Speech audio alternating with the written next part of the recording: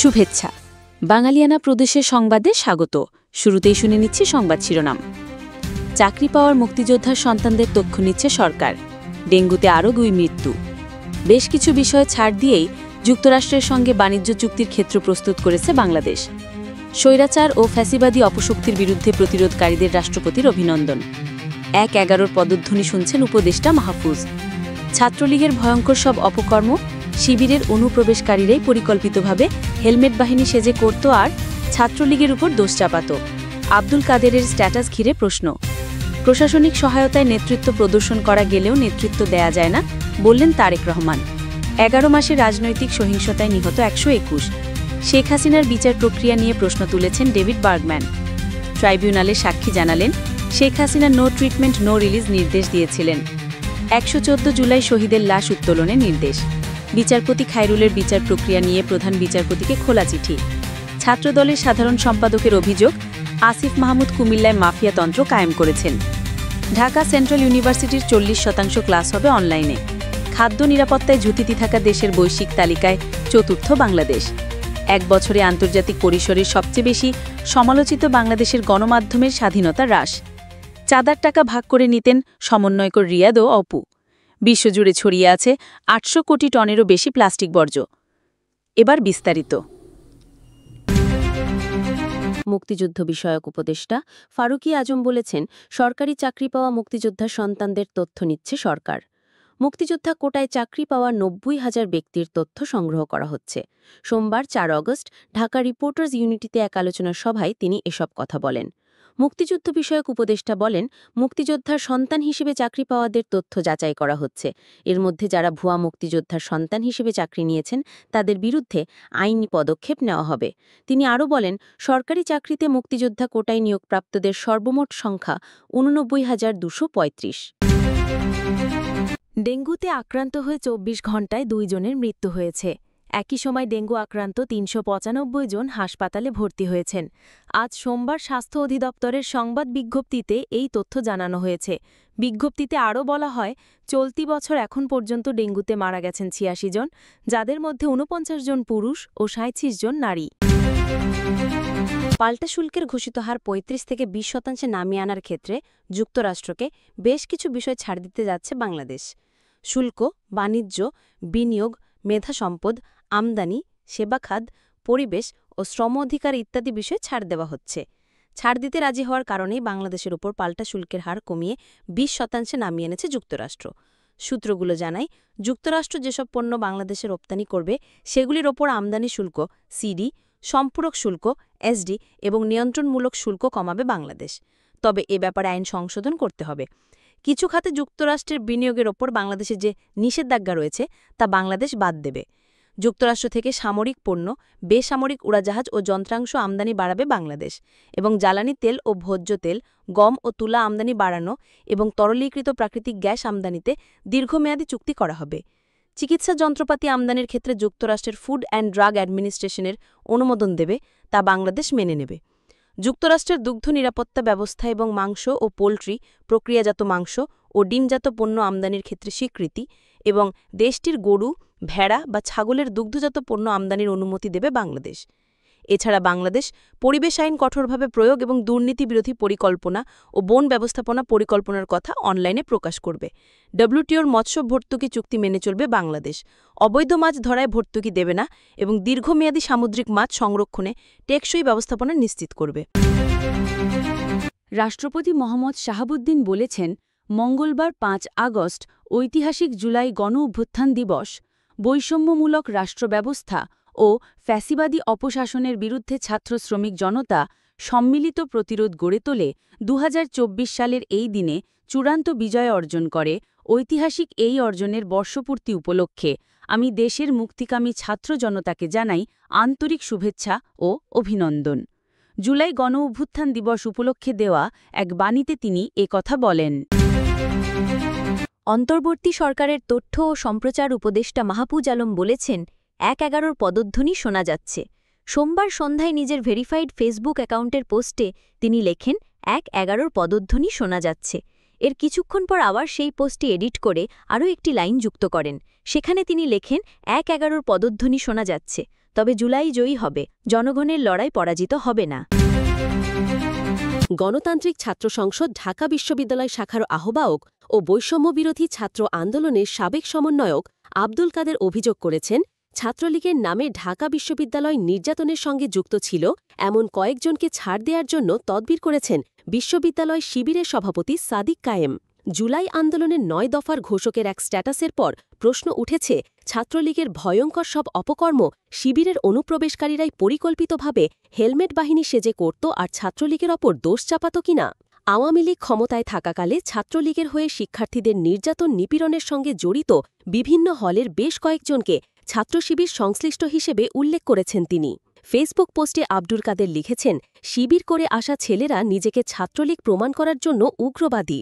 কাদের Facebook পোস্টে লিখেছেন, ২০২৩ সালের ২২ জানুয়ারি রাতে বিজয় ৭১ হলের শাহরিয়াত নামের ১৯-২০ সেশনের এক শিক্ষার্থীকে রাতভর মারধর করেন ছাত্রলীগের নেতাকর্মীরা।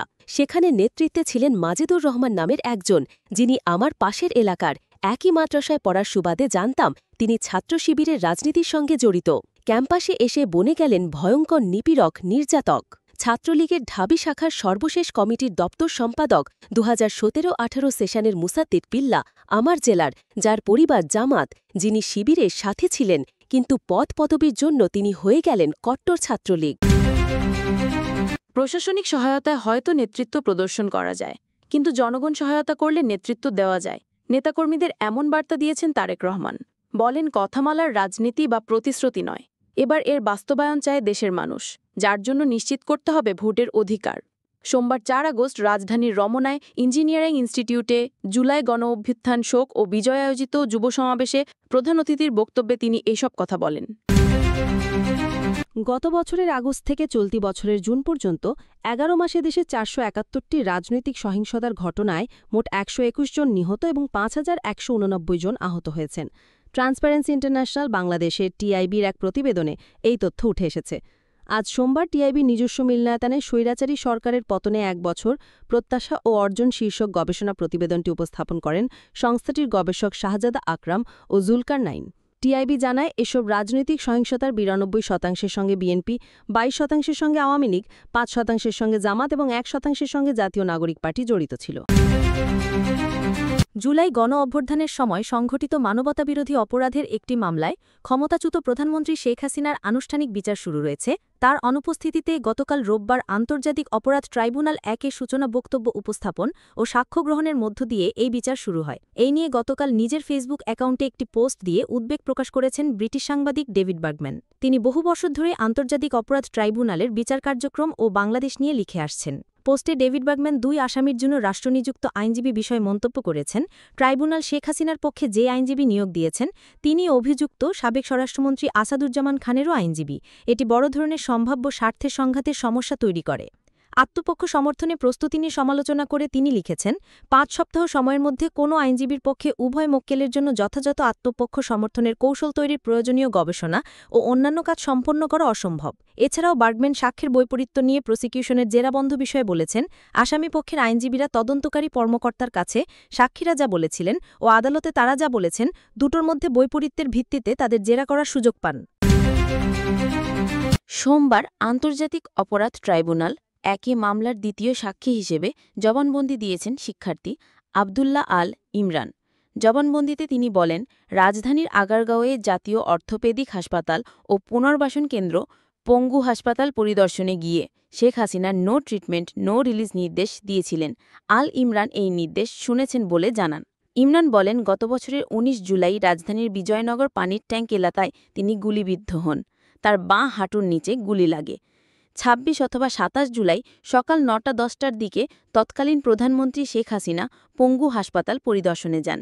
এক পর্যায়ে শেখ হাসিনা তার কাছে যান। তিনি বলেন, এক পর্যায়ে শেখ হাসিনা বুঝতে পারেন আমি আন্দোলনকারী। তিনি আমাকে জিজ্ঞাসা করেন, পুলিশ তোমাকে গুলি করেছে? আমি বলি, পুলিশ আমাকে সরাসরি গুলি করে। পুলিশের পোশাকে কারা ছিল সেটা আমি জানি না। আমার পর আরও ৪-৫ জনের সঙ্গে তিনি কথা বলেন। পরে শেখ হাসিনা যখন চলে যাচ্ছিলেন তখন হেল্প ডেস্কের কাছে গিয়ে no treatment no release order দিয়ে যান, যা আমি শুনতে পাই। অবশ্য চিকিৎসা বিষয়ক জার্নাল ল্যান্সেট বলছে, নো ট্রিটমেন্ট নো রিলিজের চিকিৎসাশাস্ত্রে সুনির্দিষ্ট অর্থ রয়েছে। এর অর্থ হল চিকিৎসা শেষ হওয়ার আগে কাউকে রিলিজ বা ছাড়পত্র দেওয়া যাবে না। পরিপূর্ণ সুস্থ করেই ছাড়পত্র দিতে হবে। ২৪ জুলাই অগাস্টের গণ আন্দোলনে নিহত ১১৪ জনের পরিচয় শনাক্তে তাদের লাশ উত্তোলনের নির্দেশ দিয়েছে আদালত। পুলিশের আবেদনে সোমবার ঢাকার মুখ্য মহানগর হাকিম মোহাম্মদ মুস্তাফিজুর রহমান এই আদেশ দিয়েছেন। আবেদনে বলা হয়, বৈষম্য বিরোধী ছাত্র আন্দোলন চলাকালীন বিভিন্ন সময়ে ঢাকা মহানগরীতে নানা বয়সের নারী পুরুষ মারা যান। তাদের মধ্যে ১১৪ জনকে অজ্ঞাতনামা হিসেবে মোহাম্মদপুরের রায়ের বাজার কবরস্থানে দাফন করা হয়। ভবিষ্যতে আইনি পদক্ষেপ ও মৃতদেহ শনাক্ত করতে যথাযথ আইনি প্রক্রিয়ার মাধ্যমে কবর হতে লাশ উত্তোলন করা প্রয়োজন। সাবেক প্রধান বিচারপতি এবিএম খায়রুল হকের জামিনের পথে অদৃশ্য বাধা এবং তার পক্ষে যোগ্য আইনি লড়াইয়ের পথ উন্মুক্ত করার বিষয়ে বর্তমান প্রধান বিচারপতি ড সৈয়দ রেফাত আহমেদকে খোলা চিঠি দেওয়া হয়েছে। রবিবার ৩ আগস্ট মুক্তিযোদ্ধা, মানবাধিকার কর্মী ও সুপ্রিম কোর্টের সিনিয়র অ্যাডভোকেট জেড.আই. খান পান্ডা এবং জগন্নাথ বিশ্ববিদ্যালয়ের আইন বিভাগের অধ্যাপক ড এস.এম. মাসুম বিল্লাহ তাদের নিজ নিজ ফেসবুক অ্যাকাউন্ট থেকে এ খোলা চিঠি পোস্ট করেন। খোলা চিঠিতে বলা হয়েছে, সাবেক প্রধান বিচারপতি জাস্টিস এবিএম খায়রুল হক আমাদের বিচারিক চিন্তার উন্মেষে এক গুরুত্বপূর্ণ নাম। তার রায়ের সঙ্গে যে কেউ দ্বিমত পোষণ করতে বা সমালোচনা করতে পারেন, কিন্তু সহবিচারকদের সহযোগে শুদ্ধ রায় দেওয়ার কারণে বা এর সঙ্গে আনুষঙ্গিক অর্থসত্য অসত্য মিলিয়ে মামলা দিয়ে তাকে কেন গ্রেফতার করা হয়েছে তা আমাদের কাছে বোধগম্য নয়। এটি আমাদের বর্তমান ও ভবিষ্যৎ ন্যায় পরিচালন ব্যবস্থার জন্য একটি অশনি সংকেত হয়ে দেখা দেবে। তাকে গ্রেফতার করে যেভাবে হাতকড়া পরানো হয়েছে, আদালতে হাজির করা হয়েছে, রিমান্ড মঞ্জুর করা হয়েছে ইত্যাদি যে কোনো সাংবিধানিক ফৌজদারি আইন বিজ্ঞানের মানদণ্ডে অগ্রহণযোগ্য। ছাত্রদলের কেন্দ্রীয় সাধারণ সম্পাদক নাসির উদ্দিন বলেছেন, উপদেষ্টা আসিফ মাহমুদ কুমিল্লার মুরাদনগরে এক ধরনের মাফিয়া তন্ত্র কায়েম করেছে। আপনারা দেখেছেন যে যারা জুলাই ও আগস্টে খুনি হাসিনার বিরুদ্ধে আন্দোলন সংগ্রাম করেছে, তার পূর্বে খুনি হাসিনার বিরুদ্ধে আন্দোলন সংগ্রাম করতে গিয়ে একাধিকবার জেলে গিয়েছে। গণ অভ্যুত্থান পরবর্তী সময় দুঃখজনকভাবে তারা জেলে রয়েছে। আজ সোমবার দুপুরে কুমিল্লা কেন্দ্রীয় কারাগারের প্রধান ফটকের সামনে তিনি কথা বলেন।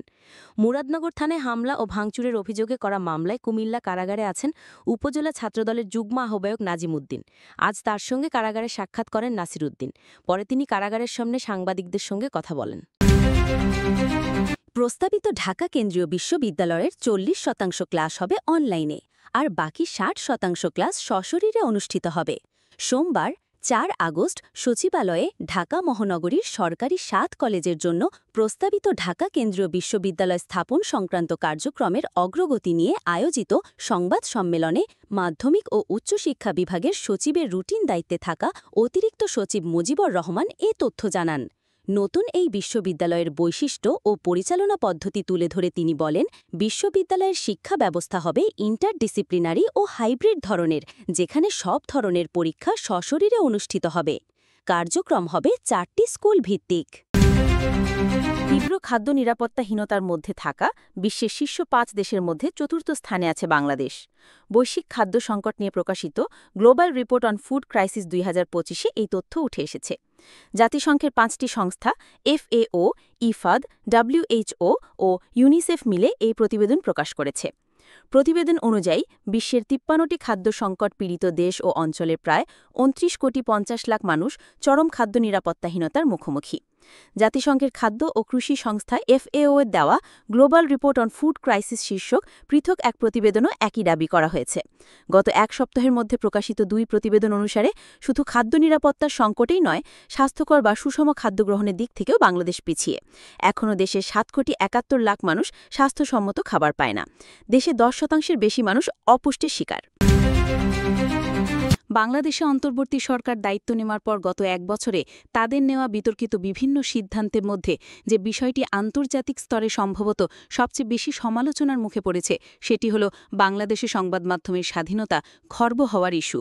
বিশ্বব্যাপী সাংবাদিকদের অধিকার আন্দোলনের সঙ্গে যুক্ত সংস্থা CPJ বা কমিটি টু প্রোটেক্ট জার্নালিস্টস গত 1 আগস্ট প্রকাশিত তাদের এক প্রতিবেদনে এই পরিস্থিতির কঠোর সমালোচনা করেছে। চলতি বছরের ওয়ার্ল্ড প্রেস ফ্রিডম ডে বা ৪ঠা মে উপলক্ষে ঢাকায় জাতিসংঘের সংস্থা ইউনেস্কো আয়োজিত এক অনুষ্ঠানে এই পরিস্থিতি নিয়ে গভীর উদ্বেগ ব্যক্ত করা হয়। ইউনেস্কো তাদের প্রতিবেদনে উল্লেখ করে, ক্রমবর্ধমান সেন্সরশিপ, সাংবাদিকদের উপর অর্থনৈতিক চাপ প্রয়োগ, আইনি হুমকি, নিউজরুমে লিঙ্গ বৈষম্য, সংবাদকর্মীদের উপর অপরাধ করেও পার পেয়ে যাওয়া, এই ধরনের বিষয়গুলো সত্যিই উদ্বেগের। এই খাতে সংস্কারের প্রয়োজনীয়তার উপর গুরুত্ব আরোপ করা হয়। ওয়ার্ল্ড প্রেস ফ্রিডম ডেতে প্রকাশিত অপর এক প্রতিবেদনে জানানো হয়, অন্তর্বর্তী সরকারের প্রথম ৮ মাসে বাংলাদেশে অন্তত ৬৪০ জন সাংবাদিককে টার্গেট করা হয়েছে। ১৮২ জনের বিরুদ্ধে ফৌজদারি মামলা আনা হয়েছে, ২০৬ জন সহিংসতার সম্মুখীন হয়েছেন এবং ৮৫ জনের বিরুদ্ধে আর্থিক দুর্নীতির অভিযোগে তদন্ত শুরু হয়েছে। গত ২৭ জুলাই ঢাকার গুলশান থানায় দায়ের করা চাঁদাবাজির মামলার আসামি আব্দুর রাজ্জাক রিয়াদ ৭ দিনের রিমান্ড শেষে আদালতে দায় স্বীকার করে আদালতে জবানবন্দি দিয়েছেন। জবানবন্দিতে নিজের চাঁদাবাজির ঘটনায় ক্ষমা প্রার্থনা করে তিনি বলেছেন, আমি গরিবের ছেলে, আমি টাকার লোভ সামলাতে পারিনি। প্রাথমিকভাবে চাঁদার ১০ লাখ টাকা রিয়াদ ও জানে আলম অপু সমান ভাগে ভাগ করে নেন বলে জবানবন্দিতে জানান রিয়াদ। আদালত সূত্রে জানা গেছে, গতকাল রবিবার রিয়াদসহ ৪ আসামিকে আদালতে হাজির করা হয়। এ সময় রিয়াদ স্বেচ্ছায় স্বীকারোক্তিমূলক জবানবন্দি দিতে সম্মত হন। প্লাস্টিক পৃথিবীর পরিবেশ ও মানবজাতির স্বাস্থ্যের জন্য ক্রমাগত এক বড় ধরনের বিপদ হয়ে উঠছে, আর এ বিপদের আশঙ্কাকে খুব একটা গুরুত্ব দেওয়া হচ্ছে না। বিভিন্ন রোগ ও মৃত্যুর কারণ হয়ে দাঁড়াচ্ছে এই প্লাস্টিক। প্রতি বছর প্লাস্টিকের কারণে শুধু স্বাস্থ্যজনিত আর্থিক ক্ষতির পরিমাণ দাঁড়াচ্ছে অন্তত $1,50,000 কোটি। বিশ্বের শীর্ষস্থানীয় চিকিৎসা সাময়িকী দ্য ল্যান্সেটে প্রকাশিত নতুন এক বিশেষজ্ঞ পর্যালোচনায় এমন সতর্কবার্তা দেওয়া হয়েছে। পর্যালোচনায় বলা হয়েছে, বিশ্ব এখন প্লাস্টিকজনিত সংকটের মধ্যে আছে। ১৯৫০ সালের পর থেকে প্লাস্টিক উৎপাদন ২০০ গুণের বেশি বেড়েছে। ২০৬০ সালের মধ্যে তা ৩ গুণ বেড়ে বছরে ১০০ কোটি টনের বেশি হওয়ার আশঙ্কা আছে। বর্তমানে এভারেস্টের চূড়া থেকে শুরু করে সাগরের গভীরতম খাত পর্যন্ত প্রায় ৮০০ কোটি টন প্লাস্টিক ছড়িয়ে ছিটিয়ে আছে এবং পুরো বিশ্বকে দূষিত করছে। পুনর্ব্যবহার করা প্লাস্টিকের পরিমাণ ১০%রও কম। বাঙালিয়ানা প্রদোষের সংবাদ শেষ হলো। ধন্যবাদ।